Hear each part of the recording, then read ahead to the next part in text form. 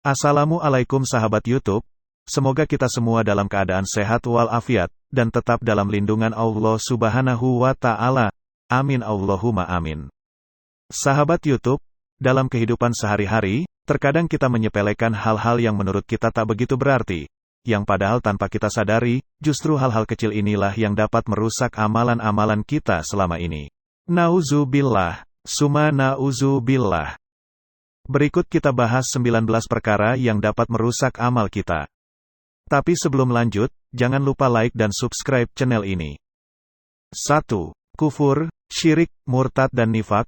Kufur secara bahasa berarti menutupi.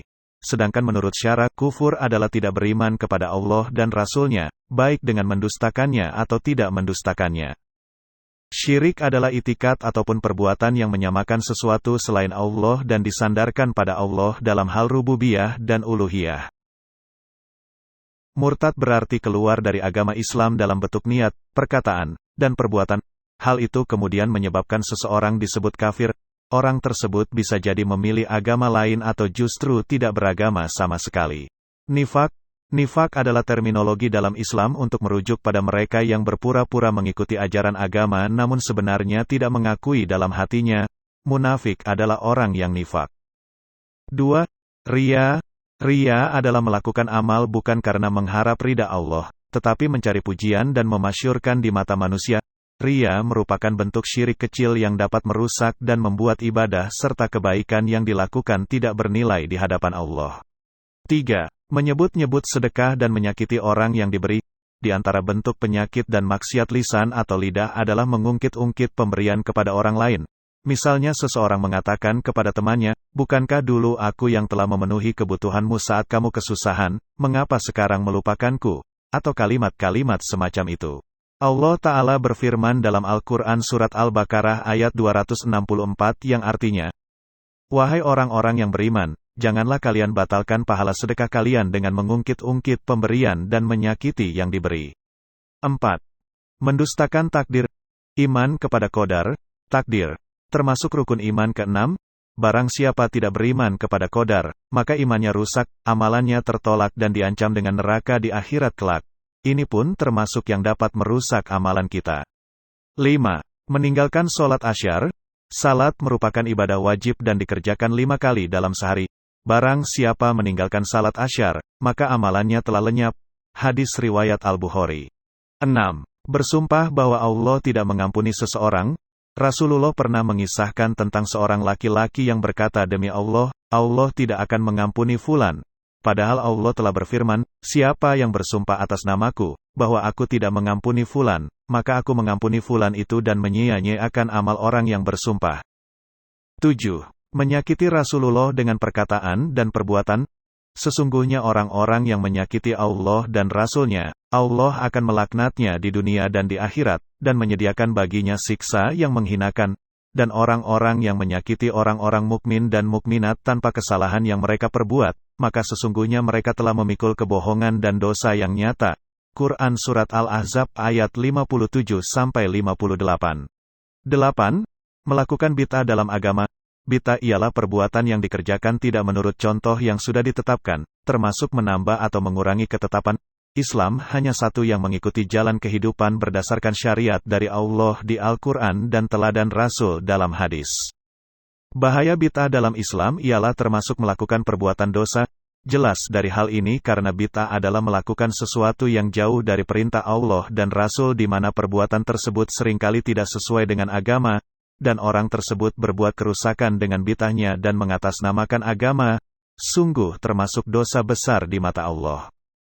9. Melanggar hal-hal yang diharamkan Allah secara sembunyi-sembunyi.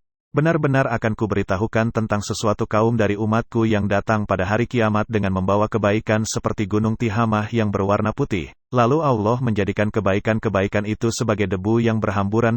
Sauban berkata, "Wahai Rasulullah, sebutkan sifat-sifat mereka kepada kami dan jelaskan kepada kami, agar kami tidak termasuk di antara mereka, sedang kami tidak mengetahuinya." Beliau bersabda, "Sesungguhnya mereka itu juga saudara dan dari jenismu. Mereka sholat malam seperti yang kamu kerjakan. Hanya saja mereka adalah orang-orang yang apabila berada dalam sendirian dengan hal-hal yang diharamkan Allah, maka mereka melanggarnya. Hadis riwayat Ibnu Majah 4245. 10. Merasa gembira jika ada orang mukmin terbunuh. Barang siapa membunuh seorang mukmin, lalu ia merasa senang terhadap pembunuhannya itu, maka Allah tidak akan menerima ibadah yang wajib dan yang sunnah darinya. Hadis riwayat Abu Dawud 4270. 11. Menetap bersama orang-orang musyrik di wilayah peperangan. Allah tidak akan menerima suatu amalan dari orang muslim setelah dia masuk Islam, sampai ia meninggalkan orang-orang kafir dan bergabung dengan orang-orang muslim. Hadis riwayat Ibnu Majah 2536. 12. Mendatangi dukun dan peramal. Barang siapa mendatangi dukun dan peramal lalu bertanya sesuatu kepadanya, maka salatnya tidak akan diterima selama 40 hari. Hadis riwayat Muslim 227. Barang siapa mendatangi dukun atau peramal lalu membenarkan apa yang dikatakannya, maka ia telah kufur terhadap apa yang diturunkan kepada Muhammad sallallahu alaihi wasallam. Hadis riwayat Muslim 135. 13. Durhaka kepada orang tua. Barang siapa yang durhaka kepada orang tua, maka segala amal ibadahnya tidaklah diterima oleh Allah, walaupun sepanjang hidupnya selalu melakukan amal baik. 14. Meminum khamar. Minuman keras atau khamar adalah minuman yang dilarang dikonsumsi bagi umat muslim, sebab dapat memabukkan. Dilarangnya meminum khamar karena mudaratnya jauh lebih besar dibanding manfaatnya. Maka dari itu, minum minuman beralkohol diharamkan dalam Islam. Islam adalah agama yang dirahmati Allah Subhanahu wa Ta'ala. Di dalamnya, terdapat ajaran-ajaran kebenaran kepada setiap manusia. Salah satunya kebenaran bahwa orang yang beragama Islam harus menjauhi yang haram dan hanya mendekatkan kepada yang halal. Karena minuman keras termasuk haram, maka haruslah dijauhi. Kenapa minuman keras memiliki banyak mudaratnya dibanding manfaatnya? Sebab, ketika kita mengonsumsi minuman keras, kesehatan akan terganggu karena dapat merusak organ tubuh. 15. Perkataan dusta dan palsu.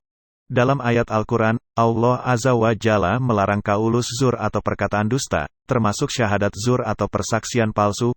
Larangan ini digabungkan dengan perintah menjauhi berhala-berhala yang najis itu, yaitu syirik. Ini menunjukkan betapa persaksian palsu itu sangat berbahaya sebagaimana bahaya syirik. Bahkan bahaya persaksian palsu itu bisa menimpa orang lain di samping menimpa pelaku itu sendiri, sedangkan bahaya syirik hanya menimpa pelakunya saja. 16. Memelihara anjing, kecuali anjing pelacak, penungu tanaman dan untuk berburu. Berdasarkan hadits sahih yang diriwayatkan dari Abu Hurairah bahwa Rasulullah bersabda, siapa yang memelihara anjing selain untuk menggembala binatang ternak atau berburu atau menjaga kebun atau tanaman, maka pahalanya dikurangi 1 kirat, 1/4 gram, tiap harinya. Hadis riwayat Bukhari dan Muslim. 17. Wanita yang nusyus, hingga kembali menaati suaminya. Dalam teks di kitab Al-Fiqh Al-Manaji dijelaskan bahwa seorang perempuan akan dianggap nusyus apabila ia keluar rumah dan bepergian tanpa seizin suami, tidak membukakan pintu bagi suami yang hendak masuk, dan menolak ajakan suami untuk berhubungan suami istri padahal ia tidak sedang uzur seperti sakit atau lainnya, atau saat suami menginginkannya namun ia sibuk dengan hajatnya sendiri, dan lainnya. 18. Orang yang menjadi imam suatu kaum, dan mereka benci kepadanya. Dikutip dari rubrik Batsul Masail Nahdlatul Ulama, dalam literatur fikih mazhab Syafi'i, seorang imam yang tak disukai sebagian besar jemaah sholat dihukumi makruh memimpin sholat. Pendapat ini didasarkan pada hadis diriwayatkan dari Ibnu Abbas radhiyallahu anha, yang menyatakan Nabi Muhammad sallallahu alaihi wasallam bersabda ada 3 orang yang Allah tidak mengangkat sholat mereka ke atas kepalanya. Salah satunya adalah orang yang menjadi imam, padahal tidak disukai jemaahnya. 19. Orang muslim menjauhi saudaranya sesama muslim tanpa alasan yang dibenarkan syariat. Apabila kamu berani memutuskan hubungan tali silaturahmi dengan sesama, maka sebenarnya kamu termasuk dalam golongan orang yang angkuh dan sombong. Islam mengajarkan kedamaian dan kebersamaan. Menyambung tali silaturahmi pasti lebih baik daripada memutuskannya. Nauzubillah, summa nauzubillah.